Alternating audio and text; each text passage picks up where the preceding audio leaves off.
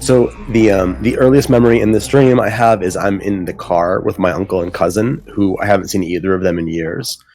And I believe that I'm an adult, and I'm telling my uncle about how I remembered that he used to like to fish, and how I remembered him being upset after they made a rule that you couldn't fish close to shore.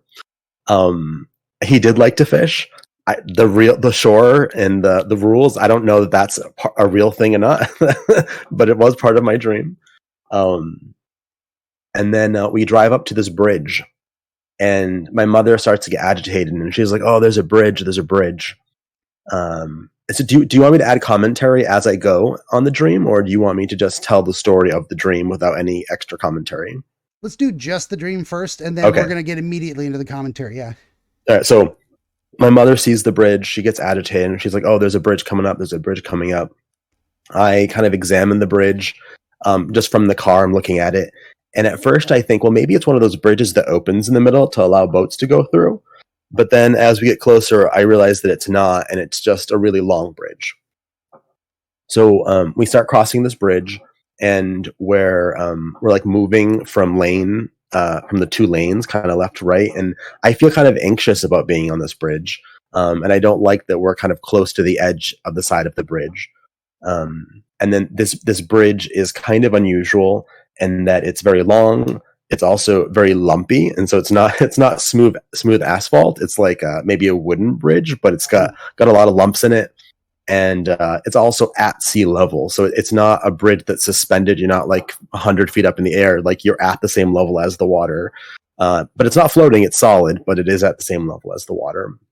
And so as we're driving across, it's snowing. It's like sleeting or something like that, and there's slush developing. So like these little lumps are developing into puddles of slush, and we're kind of making our way across the bridge again, kind of going side to side, changing lanes for some reason, and it's giving me anxiety when we're changing because it's snowy and icy out.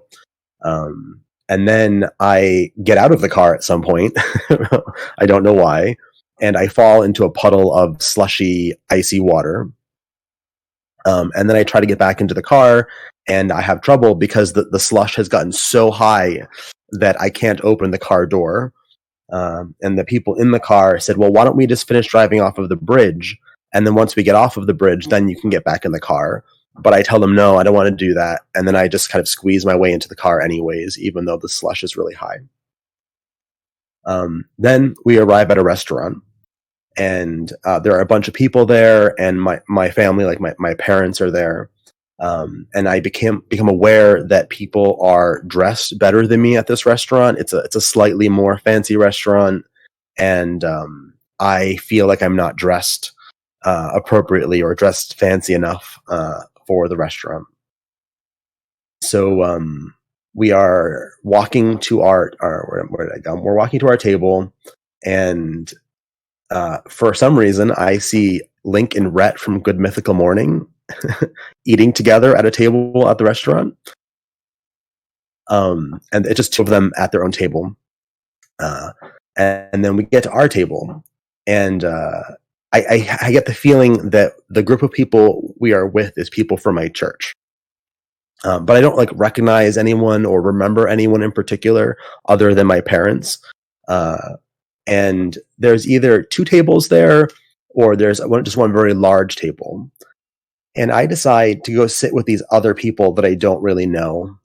There's three of them. One of them is a girl that seems kind of cute, and I think, oh, like, it'd just be interesting to like get to know these people. And so I sit with them.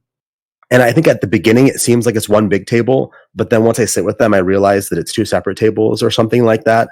And then once I sit with them, I realize they're actually not with our group at all. I just sat at someone else's table. And so I make a joke. I don't know what the joke was, but I make a joke and everyone laughs. And then I get up, and then the waitress or the waiter brings me to sit at my own table.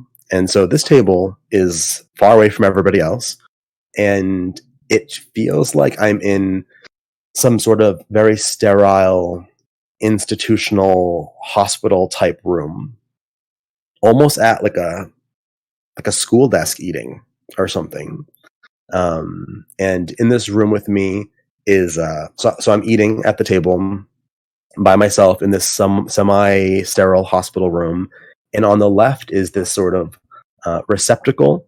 It's sort of this like triangular receptacle that you might put donations in, almost like if you go through a McDonald's drive-through, there'll be this sort of triangular pocket that you can put money in, kind of like one of those, but it's completely clear and it's filled with condoms.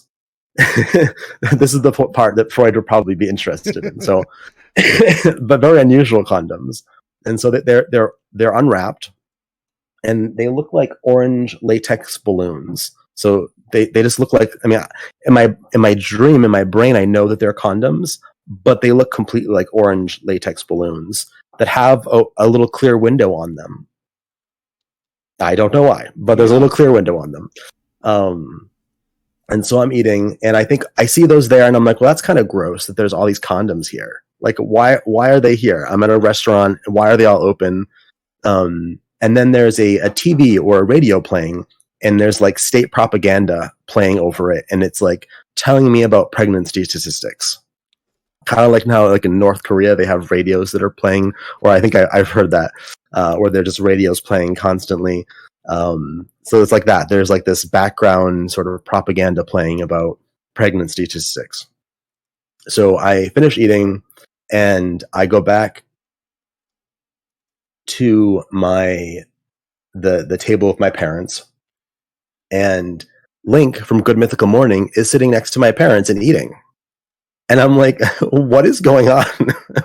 I'm like, what is going on in this place? And so I tell him that my parents don't even know who he is. Like what's going on?